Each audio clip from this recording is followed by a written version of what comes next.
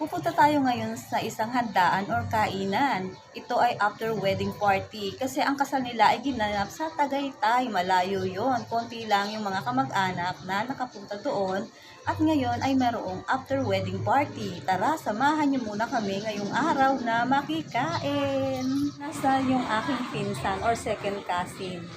So, dinaanan muna namin si Klein para makasama siya sa kainan. Send ko na sa'yo. Nako, sana ano to, kulay... Tingnan natin. Wow, may siya. Di ba binigay mo sa akin yung pink mo? Yun, white na. Yay! Yun. O sige, dalhin mo na kaya para may magamit. Sa bahay ng aking second cousin. Ang invitation ay dumaan through messenger. At kapag nai-invite tayo sa ganitong event, nagti-thank you tayo. Thankful kami dahil nakasama kami sa okasyong ito. Nandito na tayo kung saan tayo ay naimbitahan na kumain dito sa after wedding party. Tara, samahan nyo na kami kumuha ng pagkain. Kanina pa ho kayo? Siyempre, hindi lang naman yung pagkain yung importante. Babatiin muna natin ang newlywed bago tayo makikain.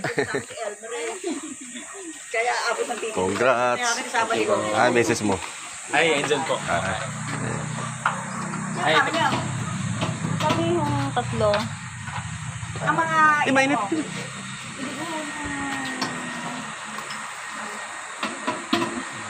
Ay na. Helmet. Sige.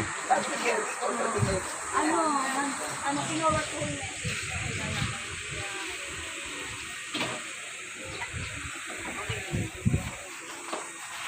Hindi, akin na mo. Hindi mo na ano.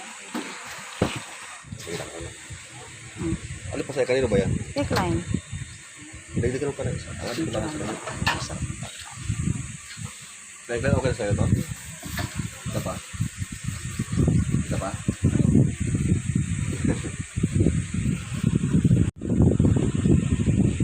Ito magugustuhan ni Glenn.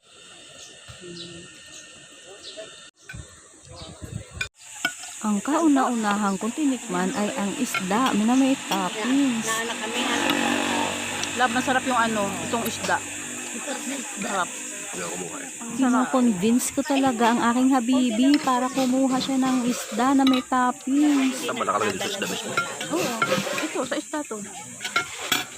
Napadalas naman ng subo, halatang masarap. Oops, dahan-dahan lang. Ito ay spaghetti. Masarap pala yung spaghetti nito. Muntik na nga akong hindi kumuha. At kung mapapansin nyo, hindi ako gumagamit ng tinidor. Pinahiram ko si Klein. At di pa nga napapangalahati ang pagkain, ay kinain ko na ang dessert. Ang sarap din ito. At para medyo sosyalin sa video, uminom na ako ng water. Hello, Julie. Kumusta? Pinagbabago si Juliet.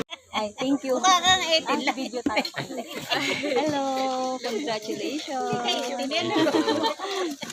Thank you dito. Bagay na bagay yung mag-asawa, pareho silang maputi, gwapo at maganda. Ay, oo nga pala, share ko lang sa inyo, sila ang employer ng aking anak na bunso doon sa business nilang Coffee District.